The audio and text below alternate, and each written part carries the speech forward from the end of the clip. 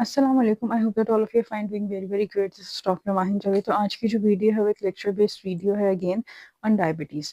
ठीक है, तो डायबिटीज़ की वीडियो को बेसिकली मैंने कैटेगराइज किया ताकि आपको इजीली जो है वो समझ आ जाए। एक वीडियो होगी जिसमें हम डायबिटीज़ के जो है वो सारे पढ़ेंगे कि उसका इंट्रोडक्शन क्या है, उसकी पैथोफिजियोलॉजी क्या है, साइन एंड सिम्टम्स क्या है। इस वीडियो के अंदर हम सारा कवर करेंगे।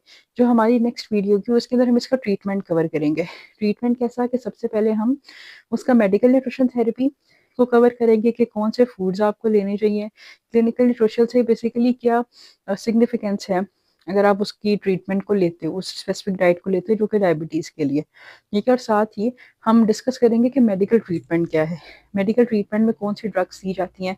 आप इंसुलिन को देखते हो तो कौन सी इंसुलिन दी जाती है। अगर कहते हैं हम नोवोलॉग है, ह्यूमेलिन है या मिक्स इंसुलिन है तो वो कौन सी होती है, किस तरह के उनके रेशियोज होते हैं। तो इंशाल्लाह हम उसको नेक्स्ट वीडियो में डिस्कस करेंगे, वरना अदरवाइज ये लेक्चर बहुत लंबा हो जाएगा। तो हम स्टार्ट करते हैं।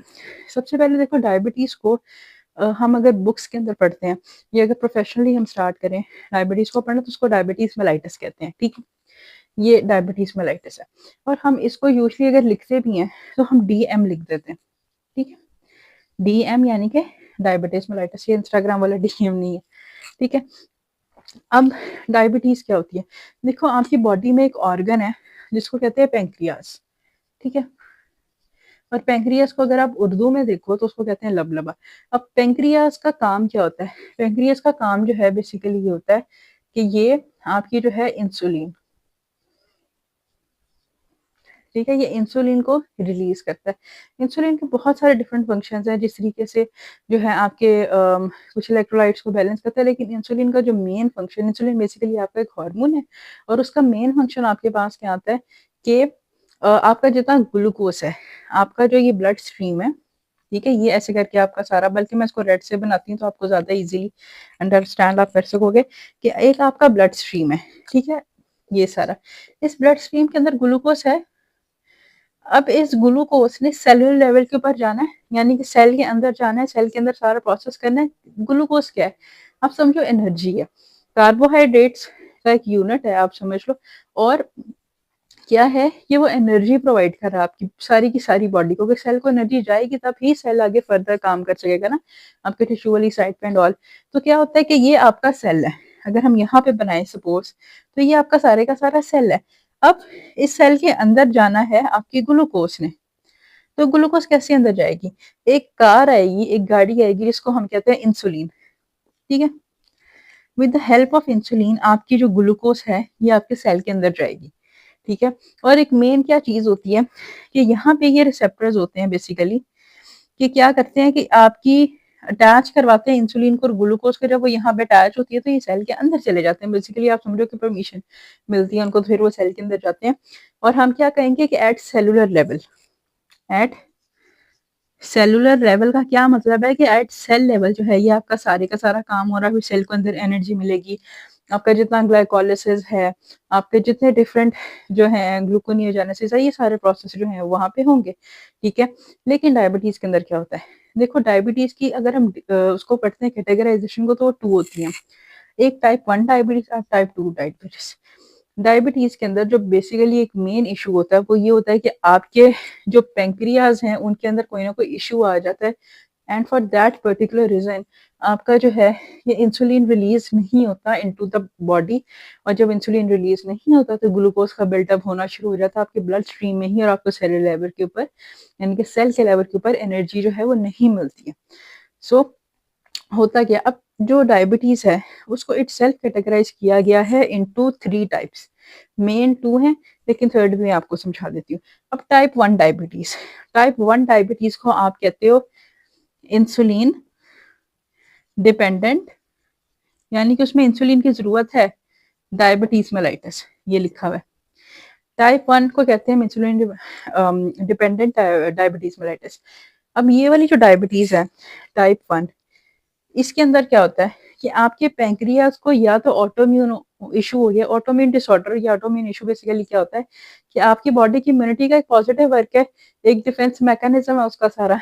लेकिन ड्यू टू सम रीजन, या तो वो चीज जो है वो आपके जीन्स के अंदर आती है, या वैसे ही समहाउ कोई माइक्रो ऑर्गेनिज्म ने इन्वेड कर लिया आपकी बॉडी के अंदर, उसकी वजह से आपके जो पैंक्रियास हैं वो काम सही तरीके से नहीं करते, वो सही तरीके से काम नहीं करते, तो आपकी जो है बीटा सेल्स की डिस्ट्रक्शन होती है।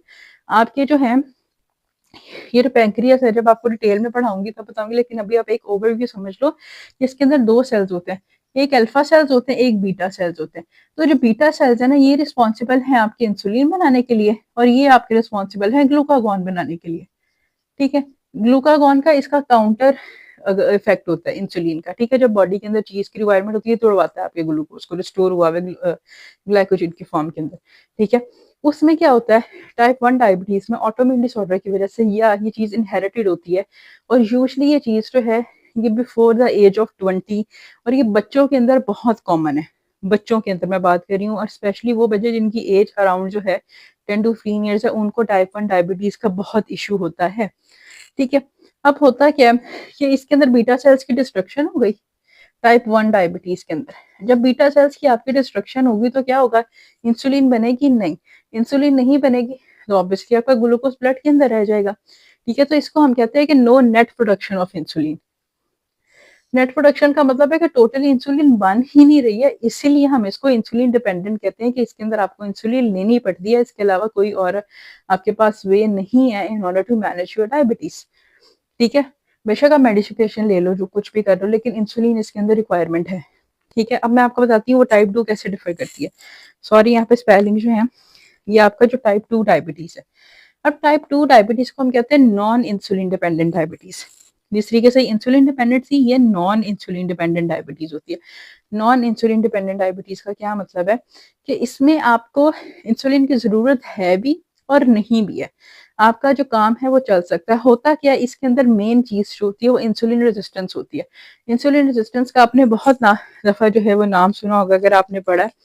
तो इंसुलिन रेजिस्टेंस बेसिकली क्या होती है, अगर मैं ये लिखूं, रेजिस्टेंस क्या होती है, रेजिस्टेंस बेसिकली कोई यही चीज है ना, कोई रेजिस्ट कर रहा है। जैसे देखो आपका ये बेसिकली ये एक सेल है, ठीक है, इस पे मैंने आके किसी चीज को अटैच करना है, तो यहाँ पे एक रेजिस्टेंस आई हुई है, यहाँ पे एक शीट है, यहाँ पे कोई प्लास्टिक है, तो वो इसके ऊपर जो है ना वो लगी हुई है, और दूसरी साइड से जो चीज आ रही है वो इसके ऊपर नहीं अटैच हो पा रही है।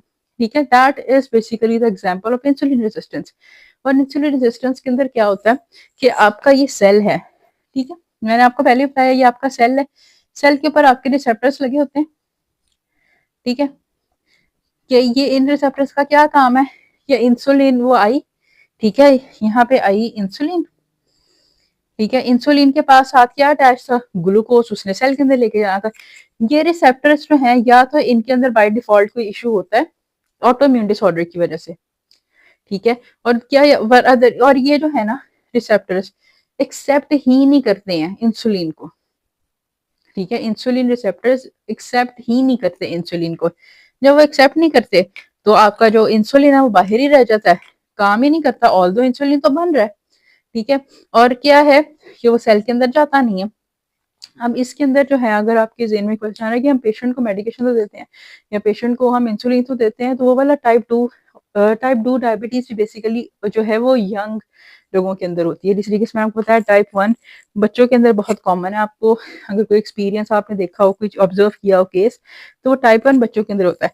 टाइप 2 जो है वो यूजली जो है वो यंग एज, टीन एज से ज्यादा, या आपके जो 20, 30, 40 ईयर्स की एज में ये जो है ये टाइप 2 डायबिटीज होता है, और उसके अंदर आपके इंसुलिन रेजिस्टेंस होती है। इंसुलिन रेजिस्टेंस एक और चीज की वजह से भी होती है, ओबेसिटी की वजह से। ठीक है, अगर कोई पेशेंट ओबीस है, इसलिए कहते हैं ना कि जितनी ओबेसिटी उतनी डिजीजेस के चांसेस जो है वो इंक्रीज करें। तो अगर आपकी ओबेसिटी है, ठीक है, अगर एक पेशेंट ओबीस है, उसके अंदर इंसुलिन रेजिस्टेंस होने के चांसेस जो है वो बहुत ज़्यादा इंक्रीज कर जाते हैं। वो क्यों इंक्रीज करते हैं, क्योंकि पेशेंट की बॉडी में ऑल ओवर इतना फैट्स है कि आपके इंसुलिन के जो सॉरी या आपके सेल के रिसेप्टर्स हैं, ये इंसुलिन को एक्सेप्ट ही नहीं कर पा रहे, उसको समझ ही नहीं पा रहे। एक ये बहुत इशू होता है, जो लोग ओबीस होते हैं उनके अंदर डायबिटीज होने का बहुत ज्यादा चांस हो जाता है। ठीक है, ये आपके पास टाइप 2 डायबिटीज है। फिर एक होती है गेस्टेशनल डायबिटीज। गेस्टेशनल डायबिटीज होती है प्रेगनेंसी इंड्यूस। 9 मंथ्स के पीरियड के अंदर क्या होता है कि मदर की बॉडी के अंदर जो है उसका ब्लड शुगर लेवल जो है वो रेस रहता है। ठीक है? क्योंकि आपकी बॉडी उस टाइम एक डिफरेंट मैकेनिज़्म के साथ गुज़र रही होती है और उसके अंदर एक मेन प्रोसेस क्या होता है कि आपका ब्लड ग्लूकोज़ लेवल जो है वो इंक्रीज़ करता है, ब्लड ग्लूकोज़ लेवल, और वो जब बेबी की डिलीवरी होती है तो उसके बाद वो चीज़ जो है वो नॉर्मलाइज़ हो जाती है, गेस्टेशनल डायबिटीज़, ठीक है? और यूजुअली गेस्टेशनल डायबिटीज़ क्या होता है कि आपको सेकंड ट्राइमेस्टर से स्टार्ट होती है। कुछ लोगों को फर्स्ट से भी स्टार्ट हो जाती है, लेकिन यूजुअली सेकंड ट्राइमेस्टर के अंदर जो है वो स्टार्ट होती है, फिर ही आप उसको गेस्टेशनल डायबिटीज़ कहते हो। और अगर वो फर्स्ट ट्राइमेस्टर के अंदर है तो इसका मतलब था कि मदर को पहले से डायबिटीज़ जो है वो थी, ठीक है? और वो डायबिटीज़ टाइप 2 डायबिटीज़ होती है। अच्छा, अगर बेबी की डिलीवरी के बाद डायबिटीज़ रह जाती है, जो गेस्टेशनल डायबिटीज़ अगर उसी स्पेसिफिक टाइम पे होगी, ठीक है, गेस्टेशनल पीरियड में, और उसके अंदर भी बेबी डिलीवर भी हो गया, उसके बाद भी मदर को डायबिटीज़ रही, इसका मतलब है कि वो टाइप 2 डायबिटीज़ में कन्वर्ट हो जाती है, अगर उसको मैनेज नहीं किया जाता। या ऐसी मदर्स जो रिस्क के ऊपर है, जिनका वेट बहुत ज़्यादा है, या जिनकी फैमिली हिस्ट्री इस किस्म की है, या जिनका ग्लूकोज लेवल या फास्ट फूड या जंक फूड का इंटेक बहुत ज़्यादा है, ये कार्ब्स का, सिंपल कार्ब्स का इंटेक बहुत ज़्यादा है, मैनेजमेंट नहीं है, या फिजिकल एक्टिविटी बिल्कुल नहीं है, तो ये चांसेस जो होते हैं बेसिकली रिस्क फैक्टर्स हैं जो इंक्रीज कर जाते हैं, ठीक है? आपकी एक ही बात हो गई। तो आपको समझ आ गई कि इनके अंदर क्या होता है, जब वो टाइप 2 डायबिटीज़ होगी तो उसके अंदर सेम इंसुलिन रेजिस्टेंस होगी। फिर इसके अंदर आप मेडिकेशन दोगे कि या तो ग्लूकोज आपकी बॉडी से बाहर एक्सक्रीट आउट हो जाए, या ऐसी मेडिकेशन होगी कि जिसके थ्रू आपकी पैंक्रियास को मैसेज आएगा कि भाई और इंसुलिन बनाओ, कोई ना कोई इंसुलिन तो लेके जाएगी ना अंदर, कोई ना कोई तो गुजर जाएगी ना, कोई ना कोई किसी रिसेप्टर कोई ना कोई तो एक्सेप्ट कर लेगा ना, ठीक है? तो ये होता है कि इस तरीके की डिफरेंट मेडिकेशंस होती हैं, ठीक है? अगर हम अब बात करते हैं, देखो सेलुलर लेवल के ऊपर मैंने आपको बताया कि पेशेंट को एनर्जी नहीं मिल रही है। जब सेलुलर लेवल पे एनर्जी नहीं मिल रही, पेशेंट जितना मर्जी खा ले, पेशेंट की टेक 2000 किलो कैलोरीज हो जाए, पेशेंट की टेक जो है वो 15 जो है हो जाए, या 2500 किलो कैलोरीज हो जाए, उसके साथ आपका क्या मेन इशू आता है कि पेशेंट की बॉडी में स्टारवेशन का प्रोसेस रहता है, स्टारवेशन का रहता ही रहता है। स्टारवेशन क्या होती है? भूख, ठीक है? अगर मैं इधर लिखूं स्टारवेशन, तो स्टारवेशन का क्या मतलब है कि पेशेंट की बॉडी हर वक्त जो है उसके अंदर भूख रहती है। बल्कि आप ये भी रहने दो, मैंने उर्दू में लिख लिया, अगर कोई जो है वो लैंग्वेज किसी की थोड़ी डिफरेंट है, या अगर कोई हिंदी के अंदर सुन रहा है, तो आप ये समझ लो कि स्टारवेशन का प्रोसेस होता है, ठीक है? स्टारवेशन क्या होता है कि भूख रह जाती है बॉडी के अंदर। भूख क्यों रहती है? क्योंकि आपका ग्लूकोज सेल लेवल पे जा ही नहीं रहा। फिर क्या होता है, आपकी बॉडी ने तो यूज करना है, तो एक मैकेनिज्म होता है जिसमें आपके प्रोटीन्स जो है वो उधर ही रहते हैं, और आपका जो फैट्स है ना, ये यूज होना शुरू हो जाता है, ठीक है? अब फैट्स यूज होता है तो फैट्स का एक प्रोडक्ट निकलता है जिसको हम कहते हैं कीटोन बॉडीज। आपके कीटोन बॉडीज जो भी होते हैं, उसका एक डिफरेंट साइड इफेक्ट होता है कि जितना वो यूज होगा, इसीलिए अच्छा, वो मैं आपको सारा कीटोन बॉडीज का जो प्रोसेस है वो आगे साइन एंड सिम्टम्स से पढ़ाती हूँ। पहले आपको इतना समझना है कि आपका फैट्स यूज होता है, ठीक है? आपकी स्टारवेशन हो जाती है बॉडी में, ऑल्दो आप पेशेंट खा रहा है, ठीक है? और एक मेन चीज आप ये समझ लो कि डायबिटीज का पेशेंट अगर वो 20 भी है ना, उसको अगर डायबिटीज हो गई है, ओबेसिटी की वजह से हुई है, तो पेशेंट अपना वेट लॉस करना शुरू कर देता है। पेशेंट अपना वेट क्यों लॉस करना शुरू करता है? सिर्फ इसी मैकेनिज्म की वजह से जो मैंने आपको बताया कि बॉडी में स्टारवेशन हो जाती है। स्टारवेशन होती है एट सेलुलर लेवल। जब आपके सेलुलर लेवल के ऊपर स्टारवेशन होती है, तो कार्ब्स तो जा ही नहीं रहे हैं, ठीक है? कार्ब्स तो नहीं जा रहे, प्रोटीन्स भी नहीं जा रहे, फैट्स जा रहे हैं। फैट्स मतलब मजबूरी में फैट्स यूज करना पड़ता है, ठीक है? आपकी बॉडी को ये सारा मैकेनिज्म है। अब होता क्या है कि आपका जितना मर्जी आप फूड अवेलेबिलिटी आपको हो, आप उसको कंज्यूम करो, लेकिन पेशेंट को जो है वो फील नहीं होता, पेशेंट को एनर्जी नहीं मिलती है। इसलिए जो डायबिटीज का पेशेंट है वो बहुत ज़्यादा टायर्डनेस फील करते हैं, बहुत ज़्यादा फटीग्ड फील करते हैं, बहुत थकावट उनको फील होती है, ठीक है? और होता क्या है कि जब आपकी इंसुलिन जो है वो प्रोड्यूस ही नहीं हो रही है, अगर आप दे भी रहे हो तो आपका ग्लूकोज तो उधर का उधर है, सेल में जा नहीं रहा, इंसुलिन रेजिस्टेंस हुई हुई है। तो होता क्या है कि आपके ब्लड में ग्लूकोज का लेवल जो है, ये ब्लड वेसल्स है ना, यहाँ पे जो ग्लूकोज का लेवल है वो रेज होना शुरू हो जाता है, यानी कि अगर वो सेल के अंदर गई नहीं और ज्यादा हो गए, तो जब आपके ब्लड लेवल में ग्लूकोज रेज होती है तो उसको हम कहते हैं हाइपरग्लाइसीमिया, ठीक है? और हाइपरग्लाइसीमिया को एज अल्टरनेटिव यूज भी किया जाता है डायबिटीज के, कि अगर आपने डायबिटीज को नहीं करना, बेसिकली हाइपरग्लाइसीमिया डिफाइन ही डायबिटीज को करता है, ठीक है? कि आपके जो ये है ना, एंड पर वर्ड लगा हुआ है मिया, MIA, इसका मतलब होता है ब्लड। तो हाइपर यानी कि ज़्यादा ग्लाइसी का मतलब है कि ग्लूकोज़ और मिया का मतलब है ब्लड, ठीक है? अब होता क्या है कि ग्लूकोज़ का ना बेसिकली आपकी जो बॉडी है ना उसमें जो किडनीज़ हैं, किडनीज़ का मेन फंक्शन तो ये होता है कि उसने ब्लड को फ़िल्टर करना है और सारी जो आपके इलेक्ट्रोलाइट्स हैं उसको जो है वो रीअब्ज़ॉर्ब करना है। तो ग्लूकोज़ भी आपके किडनीज़ के अंदर जो है, आपके बेसिकली नेफ्रॉन के अंदर जो आगे, ये होती है रीअब्ज़ॉर्ब, ठीक है? अगर आपका ब्लड ग्लूकोज़ लेवल नॉर्मली रह रहा है, आप कहते हो कि 70 से 120 mg पर डेसीलिटर रह रहा है डेली बेसिस पे, तो ये आपकी किडनीज में जाता है और आपकी किडनीज को 100% जो है वो क्या कर लेती है अब्सॉर्ब, और कहाँ पे करती है, नेफ्रॉन के स्पेसिफिक पार्ट में, पीसीटी के अंदर, जो कि आपका होता है प्रॉक्सिमल कॉन्वोल्यूटेड ट्यूब्यूल। ये मैंने आपका स्ट्रक्चर बनाया हुआ है, ग्लोमेरुलर फिल्ट्रेशन हो रही है, यहाँ पे बहुत सारी कैपिलरीज होती है, इसलिए मैंने इसको रेड से इंडिकेट किया कि आपका ग्लूकोज जो है वो बॉडी में अब्सॉर्ब हो जाता है 100%, ठीक है? अच्छा, अब डायबिटीज में क्या होता है? डायबिटीज में मैं आपको बताती हूँ न्यूरोपैथी कैसे होती है, नेफ्रोपैथी, रेटिनोपैथी कैसे होती है। अगर हम नेफ्रोपैथी की बात करें, नेफ्रो निकला नेफ्रॉन से, मैं आपके साथ इस वक्त बात कर रही हूँ नेफ्रोपैथी की, ठीक है? नेफ्रोपैथी क्या होती है कि आपकी जो किडनीज हैं उसका एक फंक्शनल यूनिट है नेफ्रॉन, वो डैमेज होना शुरू, किडनीज डैमेज होना शुरू हो जाती है। किडनीज कैसे डैमेज होती हैं? मैंने आपको बताया कि जब आपका ब्लड लेवल ये होता है तो किडनीज उसको 100% जो है वो रीअब्सॉर्ब कर लेती हैं। उस टाइम पे क्या होता है कि किडनीज का एक थ्रेशोल्ड लेवल होता है। थ्रेशोल्ड लेवल का क्या मतलब है कि एक स्पेसिफिक लेवल तक वो करेगी, आप उसे कितना काम ले सकते हो, कितना ज्यादा ले सकते हो। जब आप उसे ज्यादा एक्सेसिव काम लोगे तो वो तो खराब होंगी। फिर आपका जो है, अगर आपने मैनेज नहीं किया, ये मैं उन पेशेंट्स की बात कर रही हूँ जिनकी बॉडी में डायबिटीज मैनेज नहीं रहती है, ठीक है?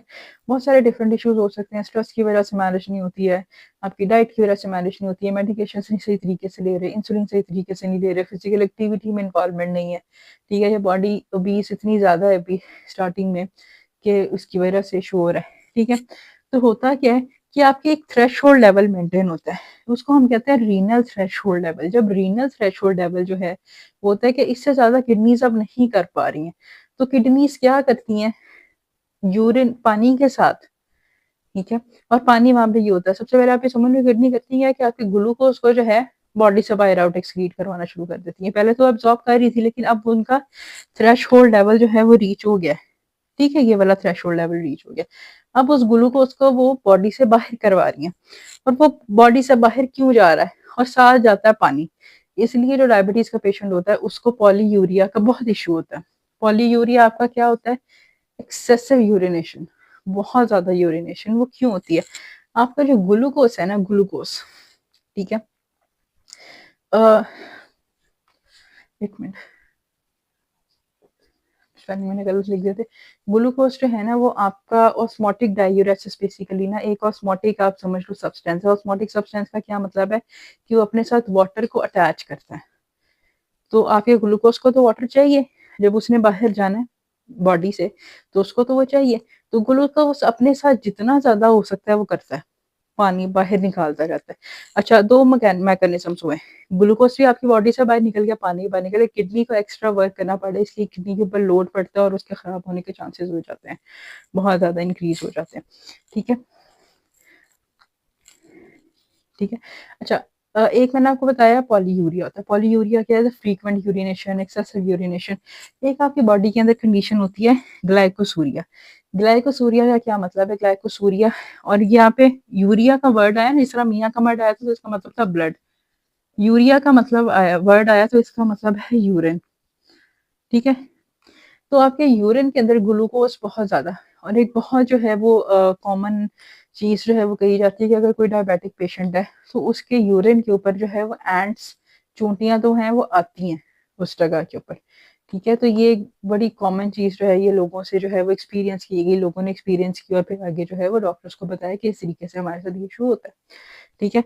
एक फ्रूटी स्मेल भी डायबिटीज के जो पेशेंट्स हैं उनके मुंह से आती है, मैं आपको बताती हूँ कि क्यों आती है, ठीक है? तो यहाँ पे क्या होता है कि जब आपकी किडनी का, यहाँ पे आपकी सारी किडनी है, तो आपका जो है ग्लूकोज जो है उसका ऑस्मोटिक डायूरेसिस हो गया, उसने अपने साथ पानी खींचना शुरू कर दिया और वो बॉडी से बाहर निकल गया।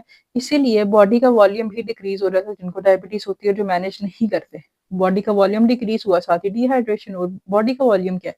ब्लड का वॉल्यूम होता है। आपका जो ब्लड है वो कितना थिक है, कितना थिक नहीं है, तो बहुत ज़्यादा उसका वॉल्यूम डिक्रीज़ होता है, ब्लड बहुत थिक होता है।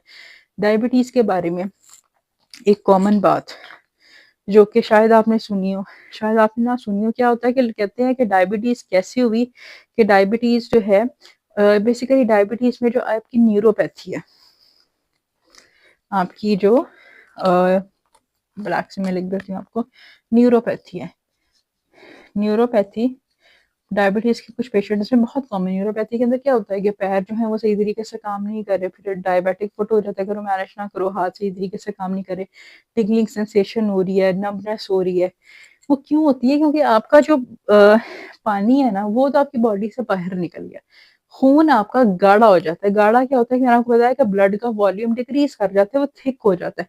उसके थिक होने की वजह से वो वेसल्स में से पास नहीं कर पाता, स्पेशली आपकी वो पेरीफ्रीज। पेरीफ्रीज क्या होते हैं? आपके ये जो है हैंड्स और आपके जो है पाँव, ठीक है, फीट, ये आपके पेरीफ्रीज होते हैं। अब एक तो ये चीज मैकेनिज्म थोड़ा सा होता है कि ये आपकी बॉडी से दूर है, ठीक है, इनको यहाँ से खून जाना है, फिर खून इतना थिक हो गया, इतना गाढ़ा हो गया कि वो तो वहां से जा ही नहीं पा रहा। इसलिए पेशेंट्स को सबसे पहले जो चीज इफेक्ट होती है वो पेशेंट के पैर होते हैं और पेशेंट के हाथ होते हैं। और दूसरी ये चीज होती है कि आप पेशेंट का जो पाँव होता है, पाँव के ऊपर बेसिकली बहुत ज्यादा स्ट्रेस होता है, ठीक है, हम चल रहे होते हैं 24 आवर्स जो है वो हमारा काम चलने पे होता है, कोई बैठा भी हुआ है तो फिर भी उसके पैर जो है वो निचली साइड के ऊपर होते हैं, वो स्ट्रेस के अंदर होते हैं। इसलिए न्यूरोपैथी बहुत इफेक्ट करती है पेशेंट्स को, क्योंकि खून गाढ़ा हो जाता है। तो अब आपको शायद क्लियर हो गया हो कि हम क्यों कहते हैं कि पेशेंट का खून गाढ़ा हुआ, तो उसको जो है न्यूरोपैथी हो गई। ब्लड वॉल्यूम जो है आपका, अगर मैं ये ब्लड वॉल्यूम लिखूं तो ये बहुत डिक्रीज हो जाता है। क्यों? पानी बाहर निकल गया, इसलिए पानी पीना पड़ता है। ये समझ आ गई। अच्छा, अब एक और मेन चीज होती है कि जो डायबिटीज है, जो डायबिटिक पेशेंट्स हैं, उनके अंदर आपको जो है इन्फेक्शन कॉमन नजर आएंगे। दूसरी चीज होती है कि डायबिटिक फुट होने के पेशेंट्स को बड़े चांसेस हैं, एक तो न्यूरोपैथी की वजह से ना, कि आपकी जो ये न्यूरोपैथी हो रही है इसकी वजह से खून नहीं जा रहा। देखो, जब आपका खून नहीं ना जा रहा तो पहले जो है वो आपका इस्कीमिया होगा, ठीक है, और फिर आपका अल्टीमेटली टिश्यू हाइपोक्सिया होगा। इस्कीमिया और टिश्यू हाइपोक्सिया क्या होता है? देखो, मेन चीज इसके अंदर आपके लिए समझने वाली ये है कि आपके जो वेसल्स हैं उसमें खून नहीं जा रहा, खून नहीं जा रहा तो ऑक्सीजन नहीं जा रही है, तो टिश्यू काम कैसे करेगा? टिश्यू जो है वो आपका सारा डैमेज होना शुरू हो जाता है। अंडरस्टैंड? ये चीज होती है। फिर जब बॉडी के अंदर जितना ज्यादा ग्लूकोज रहता है, तो ग्लूकोज बेसिकली एक फूड है बैक्टीरियाज के लिए, माइक्रो ऑर्गेनिजम्स के लिए। तो होता क्या है कि आप जो माइक्रो ऑर्गेनिजम्स हैं वो उस ग्लूकोज के ऊपर फीड करते हैं और वो अपने नंबर में जो है वो डिवाइड होते हैं, ज्यादा हो जाते हैं, मल्टीप्लाई कर जाते हैं। तो क्या होता है कि पेशेंट्स के अंदर, स्पेशली वो पेशेंट्स जिनको डायबिटीज है, उनके अंदर बॉयल्स यानी कि फोड़े और फिंसी वगैरह, दाने, ये बहुत कॉमन होते हैं। यूटीआई, यूरिनरी ट्रैक्ट इन्फेक्शन बहुत कॉमन होता है।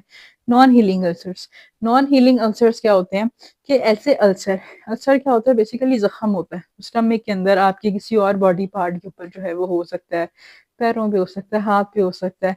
क्यों? क्योंकि एक तो बैक्टीरिया ज्यादा, दूसरा वहाँ पे खून नहीं जा रहा, ऑक्सीजन नहीं पहुंच रहा, ठीक है। और डायबिटिक फूड जो मैंने आपको पहले बताया ये होता है।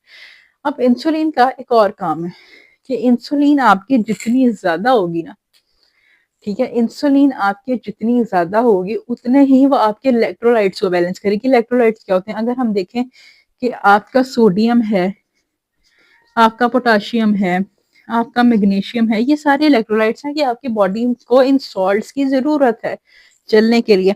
सोडियम पोटाशियम पंप है आपकी बॉडी के अंदर, आपकी बॉडी के अंदर डिफरेंट मैकेनिज्म से सारे चला रहे हैं, कैल्शियम उसके अंदर आ जाता है आपकी बॉडी की बोन्स के लिए, हर चीज के लिए, मतलब कोई ना कोई इलेक्ट्रोलाइट तो रिस्पॉन्सिबल है। तो जितनी इंसुलिन ज्यादा होती है उतने आपके इलेक्ट्रोलाइट्स जो हैं वो होते हैं। एक और चीज कि अगर आपकी इंसुलिन इतनी एक्सेसिव हो जाए, ये याद रखें कि अगर आपकी इंसुलिन जो है वो बहुत ही ज्यादा एक्सेसिव हो गई है, ठीक है, मोर अगर आपकी इंसुलिन हो गई है, बल्कि मैं यहाँ पे डबल एरो बनाती हूँ ताकि आपको पता, अगर बहुत इंसुलिन हो गई है तो पेशेंट को हाइपोग्लाइसीमिया हो जाता है। हाइपोग्लाइसीमिया क्या होता है कि आपका ब्लड, सॉरी, आपका जो ब्लड है उसके अंदर ग्लूकोज जितनी थी वो तो सेल में चली गई, इंसुलिन इतनी ज्यादा कि उसने पेशेंट का, और बात वही होता है कि डायबिटिक पेशेंट को हम ये समझते हैं कि उसको इतना मीठा नहीं देना, इसकी अगर तबीयत भी खराब हो रही तो उसको मीठा नहीं देना। बल्कि एक ऐसा मैंने केस देखा कि एक पेशेंट, एज उनकी ज्यादा थी, जब उनको हॉस्पिटल लाया गया तो उनका ब्लड शुगर लेवल जो है दैट इज अप्रोक्सीमेटली 45 mg पर डेसीलीटर, इतना लो, ऑल्दो वो डायबिटिक पेशेंट थी। वो क्यों? क्योंकि हम कहते हैं कि अगर पेशेंट डायबिटिक है इसलिए देखना पड़ता है, ग्लूकोज स्ट्रिप्स जो है वो अपने पास घर में रखें जो भी डायबिटिक है, ताकि आपको पता चल सके कि आपका फास्टिंग ब्लड ग्लूकोज क्या होता है, रैंडम ब्लड ग्लूकोज क्या होता है। ये आपके लिए इंपॉर्टेंट है चीज़ें समझने के लिए, ठीक है। तो जितनी आपकी इंसुलिन जो है वो ज़्यादा होगी, उतना इलेक्ट्रोलाइट जो है वो आपकी बॉडी में अब्जॉर्ब होंगे, फ़ायदे देंगे आपको। लेकिन यहाँ पे इंसुलिन की कमी है, इंसुलिन की कमी की वजह से आपका जो इलेक्ट्रोलाइट्स हैं वो भी कम हो जाते हैं। तो अल्टीमेटली क्या होता है कि इलेक्ट्रोलाइट का एक इम्बैलेंस क्रिएट हो जाता है। इलेक्ट्रोलाइट इम्बैलेंस इतना डेंजरस होता है कि अगर उसको मैनेज ना किया जाए तो पेशेंट कोमा की कंडीशन में चला जाता है, ठीक है। और अल्टीमेटली अगर उसको फिर भी फर्दर मैनेज नहीं करे, वाईवी फ्लूइड्स के साथ मैनेज नहीं हो रहा, तो पेशेंट की डेथ हो जाती है। ये सीवियर कंडीशन है, ठीक है। अब जो आपका डायबिटीज है उसका एक और मेन चीज, उसका एक और मेन सिम्टम ये होता है कि उसमें पॉलीफेजिया होता है। पॉलीफेजिया क्या होता है?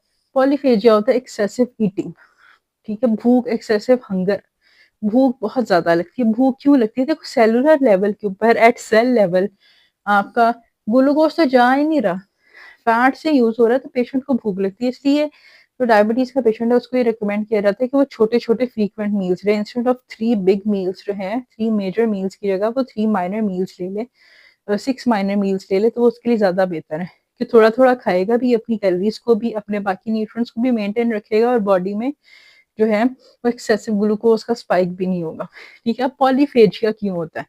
पॉलीफेजिया के पीछे एक मैकेनिज्म है। हाइपोथैलेमस आपके एक ब्रेन का पार्ट है।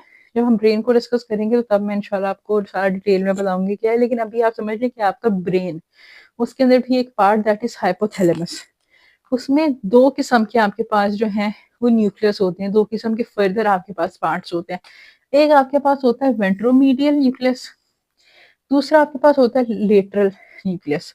जो आपका वेंट्रोमीडियल न्यूक्लियस है इसको हम क्या कहते हैं कि ये सेटाइटी सेंटर है। सेटाइटी सेंटर का क्या मतलब है कि भाई बस ठीक है, फीलिंग ऑफ फुलनेस होती है। सेटाइटी को हम कहते हैं फीलिंग ऑफ फुलनेस, कि भाई अब मेरा पेट, जिस तरह हम कुछ लोग कहते हैं ना कि भाई मेरा पेट भरा हुआ है, अब मैंने ज्यादा खाना नहीं खाना, या मैं पंजाबी में कहते हैं कि रज गया हूँ। तो इसका क्या मतलब है कि आपकी बॉडी में ठीक है, आपको भूख नहीं लग रही है, तो ये आपकी सेटाइटी होती है, feeling of सेटाइटी, feeling of fullness. लेकिन और लेटरल जो आपका न्यूक्लियस है वो किस चीज के लिए रिस्पॉन्सिबल है? वो फीडिंग सेंटर है, फीडिंग के लिए, वो खाने के लिए, भूख के लिए रिस्पॉन्सिबल है, कि वो डिफरेंट हार्मोन्स रिलीज करता है जिसकी वजह से हमें भूख लगे, हाइपोथैलेमस, ठीक है। तो ब्रेन के अंदर क्या होता है? In brain utilisation is independent of insulin. आपके ब्रेन को जो है ना, आपका ब्रेन, आप ये समझ लो कि वो इंसुलिन पे नहीं चलता या वो ग्लूकोज पे नहीं चलता। क्योंकि अगर कोई पेशेंट जिसका ग्लूकोज लेवल फौरन ही डाउन हुआ है तो सबसे पहले उसका ब्रेन इफेक्ट करेगा। पेशेंट बेहोश हो जाता है, लेकिन उसके अंदर ये नहीं होता कि आपका इतना पेशेंट के ऊपर इफेक्ट है कि पेशेंट का दिमाग बिल्कुल बंद होकर पेशेंट की डेथ हो जाए। इसलिए बाय नेचर ये अल्लाह ताला की तरफ से जो मैकेनिज्म है ये है कि आपका जो ब्रेन है, ठीक है, उसको ग्लूकोज की रिक्वायरमेंट होती है, लेकिन वो ग्लूकोज के ऊपर डिपेंड नहीं करता, एक्सेप्ट एक उसका पार्ट, वो भी हाइपोथैलेमस का। कौन से वाला? आपका वेंट्रोमीडियल न्यूक्लियस। ये डिपेंड करता है, ये इंसुलिन पर डिपेंड करता है। इंसुलिन मिल नहीं रही है बॉडी के अंदर, ये तो एक्टिवेट हो ही नहीं रहा। सटाइटी वाला कि मुझे भाई भूख हो गई, अभी मेरी भूख, वो उसका एक्टिवेट कौन सा हो रहा होगा हर वक्त? फीडिंग सेंटर होगा, खाई जाओ। देखो सेलुलर लेवल पे एनर्जी नहीं जा रही, क्यों? इंसुलिन नहीं थी, इंसुलिन नहीं थी, तो ये वाला जो है ये सारे का सारा ये तो इंसुलिन के ऊपर डिपेंड कर रहा है, ठीक है। उसके डिपेंड करने के बाद क्या है, इसने तो काम करना ही नहीं, सेंटर ने, सेटाइटी फीलिंग ऑफ फुलनेस वाले सेंटर ने तो ब्रेन के काम करना ही नहीं है, बंद है। फीडिंग सेंटर काम करेगा तो खाना खाते रहो। ये पॉलीफेजिया होता है पेशेंट्स के अंदर, ठीक है। और आपकी अगर जितनी एक्टिविटी कम हो रही है वेंट्रोमीडियल न्यूक्लियस की, ये वाला वेंट्रोमीडियल न्यूक्लियस की, क्यों? क्योंकि इंसुलिन की एक्टिविटी कम है, और उसके ऑपोजिट में क्या होगा? फीडिंग सेंटर आपका एक्टिवेट हो जाए, शुरू हो जाएगा, फिर भी स्टारवेशन रहती है, क्योंकि इंसुलिन तो सेल के अंदर जा ही नहीं रही है। ये एक मेन मैकेनिज्म होता है। अब इंसुलिन बॉडी के अंदर नहीं जा रही है, होता क्या है कि मैंने आपको पहले ही बताया कि फैट्स जो है वो टूटना शुरू होता है। फैट्स का एक प्रोडक्ट बनता है कीटोन बॉडीज। कीटोन बॉडीज के अंदर आप समझ लो कि 3 चीजें हमारे पास सबसे पहले तो होती हैं कि आपका जो कीटोन बॉडीज होता है ये, इसके अंदर हमारे पास फर्दर 3 चीजें, एसीटोएसीटेट, एसीटोन और बीटा हाइड्रोक्सी ब्यूटाइरेट। ये 3 इसके अंदर चीजें होती हैं। लेकिन अभी आपके दिमाग में जो चीज रखने वाली है वो ये है ये कीटोन बॉडीज होती हैं, ठीक है।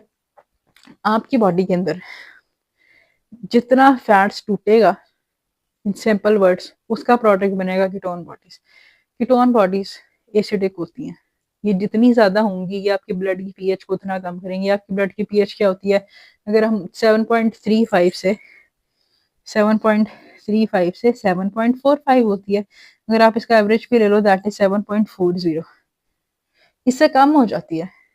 एल्कलाइन पीएच हम ब्लड की कहते हैं कि है, तो वो इससे कम हो जाती है। जब वो इससे कम होगी तो एसिडिक हो जाएगी। जब ब्लड एसिडिक होगा तो उस टाइम पे क्या होगा कि ब्रेन, ब्लड की पीएच हिल गई ना, ब्लड की अगर पीएच हिल गई, कोई आपकी चीज बैलेंस रहेगी नहीं जो सर्कुलेट कर रही है, एकदम से पेशेंट कोमा में जाता है। और वो अगर disease with in few minutes अगर मैनेज नहीं होती तो पेशेंट की डेथ भी हो जाती है। इसलिए बहुत कॉमन है। और कीटो डाइट के अंदर भी कीटो एसिडोसिस होने के बहुत चांसेस होते हैं। अगर वो आपने नहीं देखी तो मैं वीडियो इंशाल्लाह बनाऊंगी आपके लिए, या लेक्चर जो है वो मैंने लगा दिया होगा। लेकिन मेरे जहन में आया कि कीटो डाइट जो है वो सीजर्स के पेशेंट, एपिलेप्सी के पेशेंट्स के लिए, वो आम वेट लॉस के लिए नहीं है, वो उसका साइड इफेक्ट और उसमें क्या होता है। तो ये चीज़ आपको ध्यान रखनी पड़ती है। इसलिए फ्रीक्वेंट मील्स का कहा गया कि कार्ब्स लो, लेकिन आप सिंपल कार्ब्स मत लो, आप कॉम्प्लेक्स कार्ब्स ले लो। आप जो है वो सादी होल व्हीट रोटी ना खाओ, आप बार्ले की, आप जौ की रोटी खा लो, टेस्ट तो उसका सेम है। चीज़ों को मैनेज करो, ठीक है। अब आपका जो कीटो एसिडोसिस है, इसके अंदर एक बड़ा जो इसका मेन सिम्टम है ना, वो ये है कि मुंह से फ्रूटी स्मेल आती है। फ्रूटी स्मेल बेसिकली फ्रूट्स की तरह की, आपने कभी कुछ जेलीज खाई होंगी, आपने जो है वो कोई परफ्यूम वगैरह जो यूज किया होगा, वो फ्रूटी स्मेल होती है। और दूसरा एक बहुत मेन और इम्पॉर्टेंट चीज जो इसके अंदर होती है, कीटो एसिडोसिस के अंदर होती है, वो क्या होता है, कुस्मॉल्स ब्रीदिंग। कुशमॉल्स ब्रीदिंग, कुशमॉल्स भी कह लेते हैं, कुशमॉल्स भी कह लेते हैं, ठीक है। कुशमॉल्स ब्रीदिंग क्या होता है कि आपकी बॉडी की पीएच एसिडिक हो गई, आपकी ब्लड की जो सारी की सारी पीएच है वो डिक्रीज हो गई, यानी कि वो एसिडिक हो गई। तो उसके अंदर क्या है, कार्बन डाइऑक्साइड ज्यादा है, तो बंदा स्पीड में, वो बंदा स्पीड के अंदर ब्रीदिंग करता है, बहुत ज्यादा डीप ब्रीथ करता है, जल्दी जल्दी, डीप नहीं सॉरी, स्पीड में करता है ब्रीथ, डीप ब्रीथ और हमसे हो जाएगी ना, स्पीड में ब्रीथ करता है। क्यों करता है कि बॉडी में से कार्बन डाइऑक्साइड को बाहर निकाले, ऑक्सीजन अंदर लेके जाए, ताकि बॉडी जो है वो मैनेज हो। और एक जब आप वेव्स देखोगे, एक ऐसा पेशेंट जो नॉर्मल है उसकी ब्रीदिंग की वेव्स होती हैं ऐसे, लेकिन अगर कुशमॉल्स ब्रीदिंग पे पेशेंट है तो उसकी वेव्स होती हैं ऐसे, इतनी ज्यादा ब्रीदिंग। और इसका बेसिकली होता कि अगर आप देखो तो पेशेंट एक तो स्पीड में सांस लेता है, दूसरा उसके ना एक स्नोरिंग की साउंड, एक खड़खड़ाहट सी गले में से फील होती है, वो कुशमॉल्स ब्रीदिंग होती है, ठीक है। और इसके साथ आपका ब्लड प्रेशर कम होता है। ब्लड प्रेशर क्यों कम होता है, ब्लड वॉल्यूम कम हुआ है ऑब्वियसली, ठीक है, आपका ब्लड प्रेशर कम हुआ। साथ ही और सेरिब्रल लेवल के ऊपर जो है, सेरिब्रल यानी कि ब्रेन के ऊपर मैंने बताया आपका जो है वो इफेक्ट आया कि वहां पे जो है अब ये वाला मुसलसल जो है वो काम नहीं कर रहा। वहां पे ब्रेन का एक तो इंसुलिन की कमी होगी, दूसरा ब्लड सारे का सारा एसिडिक हो गया। ऑल्दो जो ब्लड की जो है पीएच है वो एल्कलाइन की फॉर्म में आती है, एल्कलाइन की उसमें आती है कैटेगरी में।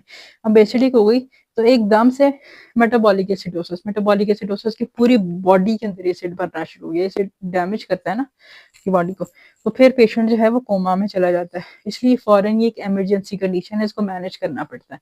तो हमने साइन एंड सिम्टम्स जो हैं वो क्या देखे इसके, कि आपका एक हाइपरग्लाइसीमिया हो जाता है कि आपके ब्लड के अंदर ग्लूकोज का लेवल जो है वो बहुत इंक्रीज कर जाता है, दैट इज हाइपरग्लाइसीमिया। ग्लाइकोसूरिया क्या होता है कि यूरिन के अंदर कितनी ग्लूकोज निकल रही है, ज्यादा ग्लूकोज निकलती है। पॉलीयूरिया, पॉलीयूरिया क्या होता है कि फ्रीक्वेंट यूरिनेशन जो है वो होना शुरू हो जाती है पेशेंट को। वो सारा मैकेनिज्म मैंने आपको यहाँ पे बताया, ठीक है। ये फिर पेशेंट में डिहाइड्रेशन, लाजमी सी बात है, पानी निकल रहा है, पॉलीयूरिया हो रहा है, पेशेंट पानी अगर ले नहीं रहा, ठीक है, सही तरीके से, तो डिहाइड्रेशन हो जाती है। डिहाइड्रेशन के इटसेल्फ बहुत जो है वो इलेक्ट्रोलाइट इम्बैलेंस हो जाते हैं, और बहुत सारे स्वेट जो है वो केसेस आते हैं और डिहाइड्रेशन के, बॉडी जब उससे इफेक्ट होती है। फिर पॉलीडिप्सिया यानी कि भूख जो है वो बहुत ज्यादा लगती है, ठीक है। फिर आपका जो है पॉलीडिप्सिया, सॉरी भूख नहीं, वो पॉलीफेजिया होता है। पॉलीडिप्सिया होता है कि एक्सेसिव थर्स्ट, प्यास बहुत ज्यादा लगती है। वेट लॉस होता है, मैंने आपको बताया कि वेट लॉस होता है सेलुलर लेवल पे, जब एनर्जी जा ही नहीं रही तो वेट तो लॉस होना ही है। कीटोएसिडोसिस होता है, कीटोनूरिया होता है। कीटोनूरिया का मतलब जब कीटोन बॉडीज़ जो हैं आपके ब्लड के अंदर ज़्यादा होना शुरू हो जाती हैं, तो वो कीटोन बॉडीज़ जो है आपकी यूरिन से बाहर निकलती हैं। बॉडी उसको रिलीज़ करवाने की कोशिश करती है थ्रू यूरिन, उसको हम कहते हैं कीटोनूरिया। तो यूरिनालिसिस के अंदर कीटोन बॉडीज़ जो यूरिन के अंदर है वो इंक्रीज़ आती हैं पेशेंट की। ये मैंने दोबारा लिख दिया। और ये आपका एसिडोसिस है और इलेक्ट्रोलाइट इम्बैलेंस है, ठीक है। उसके अंदर क्या होता है कि जिस तरह हाइपोनेट्रीमिया का क्या मतलब है कि सोडियम का लेवल कम हो जाता है, हाइपोटेंशन हो जाती है, ब्लड वॉल्यूम कम है, हाइपोवोलीमिया ब्लड का वॉल्यूम कम होता है, ठीक है। तो ये सारा ए स्टारवेशन है, ठीक है। और थर्स्ट का सेंटर भी जो है वो आपका हाइपोथैलेमस के अंदर ही है। मसल लॉस पेशेंट का बहुत ज़्यादा होता है, सार्कोपीनिया होना शुरू होता है। सार्कोपीनिया क्या होता है कि स्वेयर मसल लॉस होता है, क्योंकि पेशेंट की बॉडी के अंदर चीज़ जा ही नहीं रही जिसको उसकी रिक्वायरमेंट है, ठीक है। फिर इन्फेक्शन इंक्रीज करते हैं बॉडी में, क्यों? क्योंकि आपके जो जितने बैक्टीरिया हैं वो फीड करते हैं आपके ग्लूकोज के ऊपर, तो ब्लड में बहुत ज़्यादा है। तो ये सारा जो बेसिकली मैकेनिज्म था पैथोफिजियोलॉजी, अगर मैं इसको कहूँ पैथोफिजियोलॉजी क्या होती है, देखो पैथो और फिजियोलॉजी। पैथोफिजियोलॉजी, पैथो का मतलब होता है कि आप डिजीज के बारे में पढ़ते हो कि डिजीज कैसे हुई, सेल लेवल पे डैमेज कैसे होना शुरू हुआ, टिश्यू लेवल के ऊपर डैमेज कैसे होना शुरू हुआ, वो आपकी पैथोलॉजी है। फिजियोलॉजी क्या है कि फंक्शन क्या है, फंक्शन क्या है बेसिकली चीज का। हार्ट है तो हार्ट के 4 चैम्बर्स हैं, लेकिन उसका फंक्शन क्या है। खून कहाँ से आता है, हम कहते हैं सुपीरियर इन्फीरियर वेना कैवा से खून आता है, वो आपकी उधर है। अभी इकट्ठी होती है डिजीज की बात करें तो वो पैथोफिजियोलॉजी बन जाती है। तो ये डायबिटीज की सारी जो है वो पैथोफिजियोलॉजी जिसको हमने पढ़ा। नेक्स्ट वीडियो में इंशाल्लाह इसकी मेडिकल न्यूट्रिशन थेरेपी, इंसुलिन के जो हैं वो आपको उसकी एक तो मैं आपको बताऊंगी किस तरीके से इंसुलिन होती है, क्या उसकी प्रॉपर्टीज हैं, कौन सी डिफरेंट इंसुलिन हैं, और मेडिकल ट्रीटमेंट किस तरीके से होता है।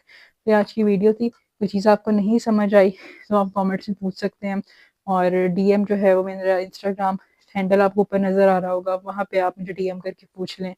और वीडियो को लाइक कर दें, चैनल को सब्सक्राइब कर दें, वीडियो को ज़्यादा से ज़्यादा शेयर करें ताकि लोगों के साथ जो है वो एक अच्छा नॉलेज शेयर हो, और बेल आइकन को प्रेस कर दें ताकि आपको आने वाली हर नई वीडियो जो ऑन टाइम मिल जाए। Thank you so much.